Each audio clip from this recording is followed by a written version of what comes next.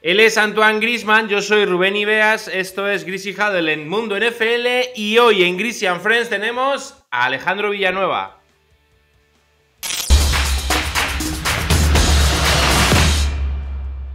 ¿Qué pasa? Buenas. ¿Cómo estás, Alejandro? ¿Qué tal? Aquí he cogido un catarro porque ha bajado de 24 grados la temperatura en Florida y imposible. El frío que hace ahora mismo es para no estar. A ver, aquí vamos a hablar un poquito de todo, porque a nosotros nos gusta hablar de la NFL, pero contigo me gusta también hablar de la vida, porque me mola mucho hablar contigo.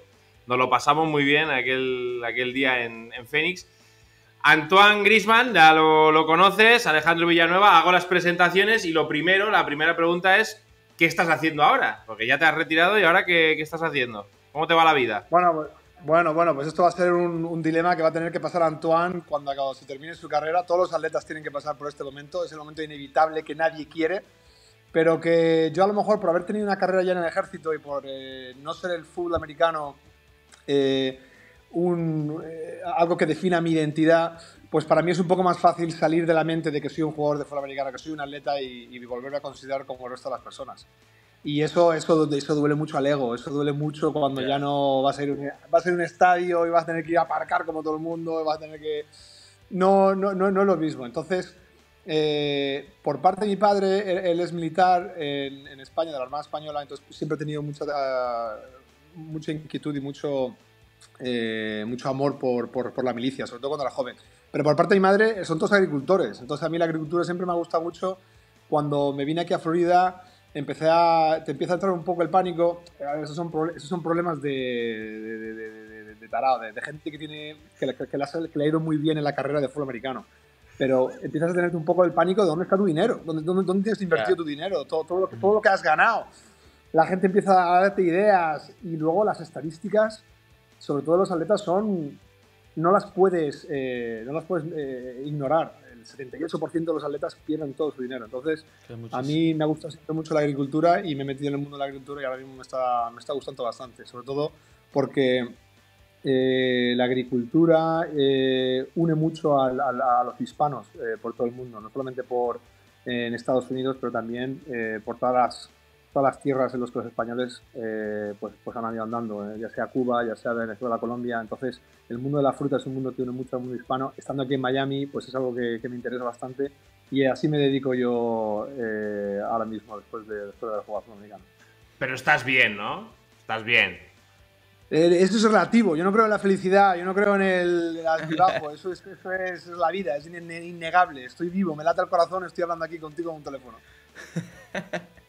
¿Y sigues viendo NFL o ya has pasado? No, la NFL ya no me proporciona dopamina, ya no siento nada. O sea, yo estaba viendo, lo veo de vez en cuando, pero por ejemplo, la jugada esta famosa de los Kansas City Chiefs, el número 19 poniendo el pie fuera de juego. Sí. Yo creo que la gente no ve y no entiende el sufrimiento que pasa a ese jugador hasta que vuelvan a ganar un partido. Es una depresión total. Llegar al banquillo y que la gente te mire de esa forma. Bueno, supongo que será lo mismo que fallar un penalti. Es que no da igual que lo que te consolen, da igual lo que te digan.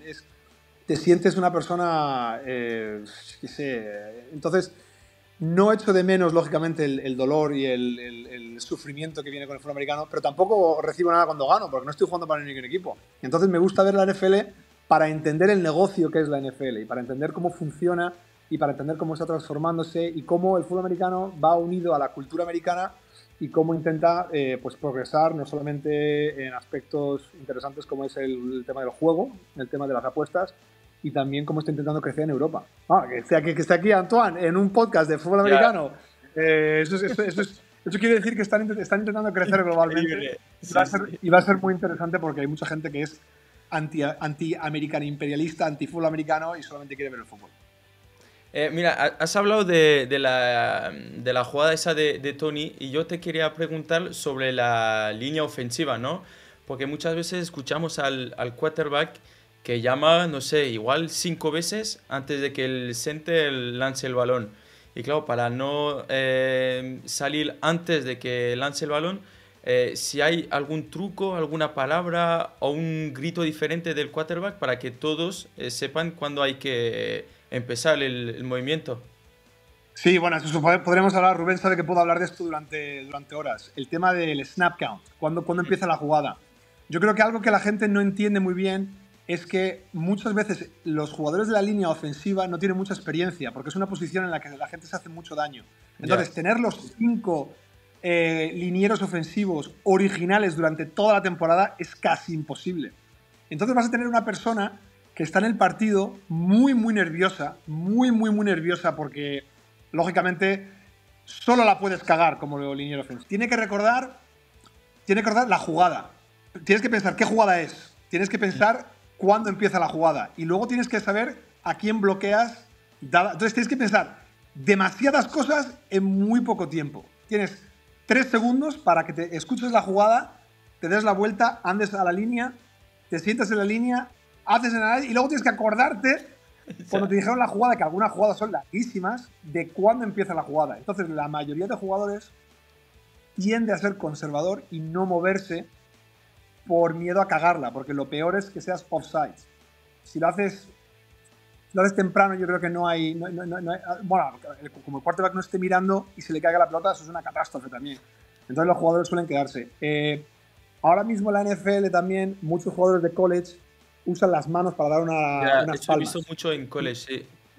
En college. Entonces, a los quarterbacks que vienen de college no les gusta usar el sistema de mover la cabeza o girarla para el lado.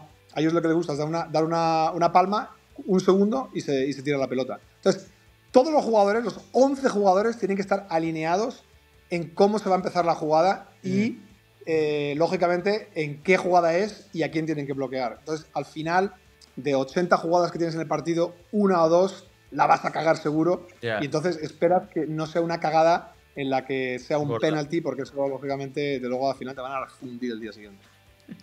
Estuvimos en Arizona, allí comiendo, nos pusimos hasta arriba de comida y mi pregunta era, porque claro, nosotros nos vimos el sábado y el domingo era la Super Bowl.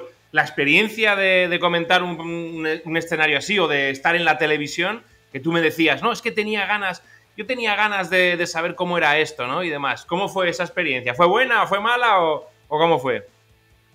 A ver, yo creo que Antón puede relacionarse bastante a esto. Bueno, a lo mejor en el fútbol europeo a lo mejor no tanto, pero yo siempre quería saber cómo funciona. A ver, al final estamos todos en un circo juntos. Eso es un producto que se le da al consumidor. Eso tenemos que entender. Eso a lo mejor se entiende muy, muy claro en el fútbol americano. Es un producto, es un servicio, es una compañía como es cualquier otra compañía.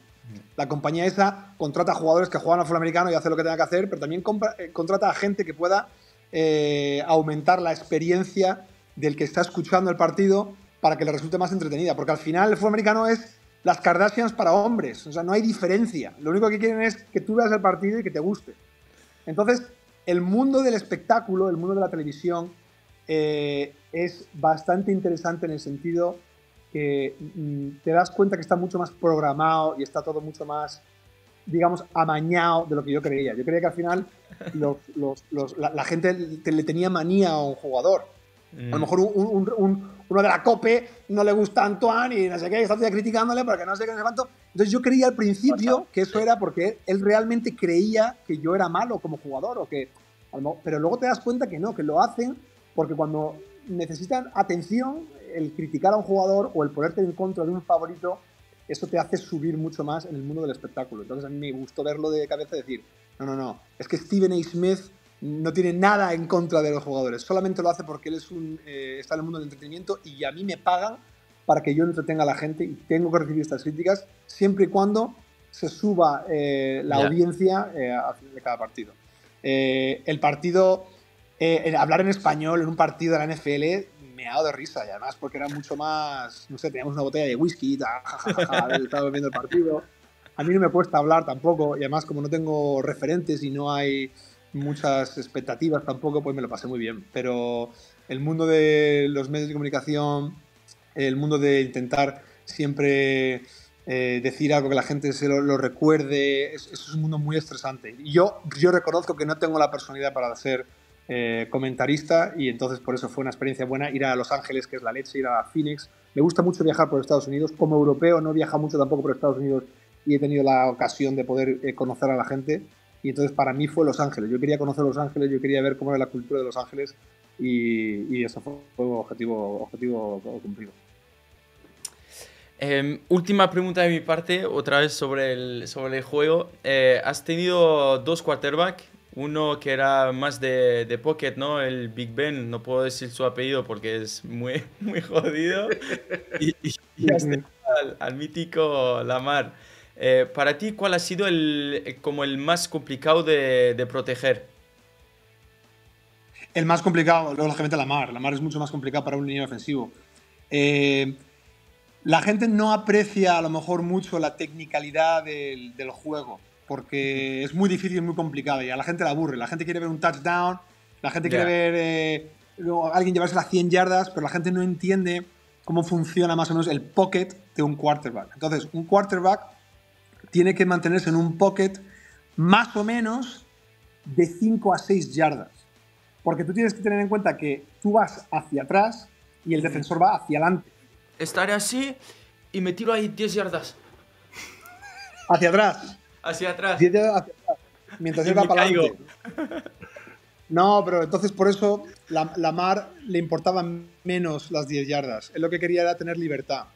Él quería él quería tener espacio. A él no le gusta estar en un sitio apretado. Él quiere tener espacio siempre para poder correr.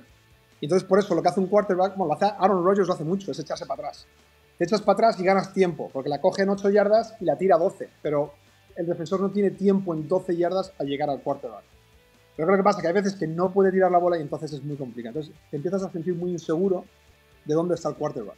Y eso te hace cuestionar, pensar si estás a lo mejor quedándote un poco conservador, mientras que Ben siempre estaba en el mismo sitio, siempre. De hecho, no seguía la mecánica de tirar la pelota con las caderas, sino que se ponía plantado con los dos pies y tiraba así, como el que tira un hacha.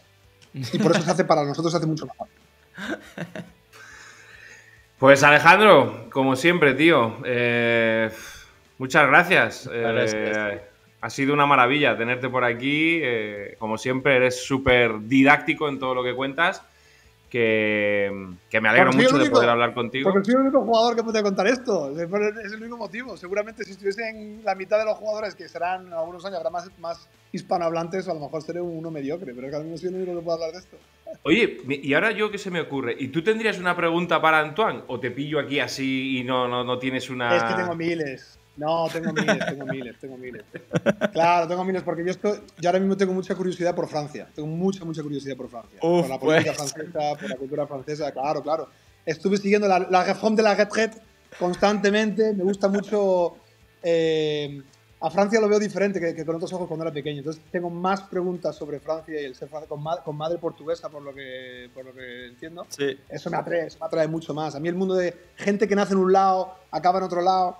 Estando aquí en Miami, te das cuenta que hay más españoles fuera de España que en España. Entonces, el cómo crece la gente con una percepción y qué partes de la cultura le gusta a uno y qué partes no le gusta. Eso a mí es lo que más me interesa. El fútbol, el deporte, es al final lo mismo de siempre.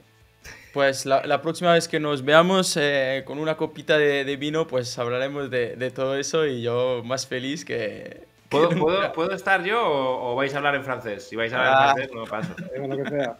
Pero copita de vino no, o sea, que yo soy de cerveza. Sí, yo sé que tú eres de cerveza,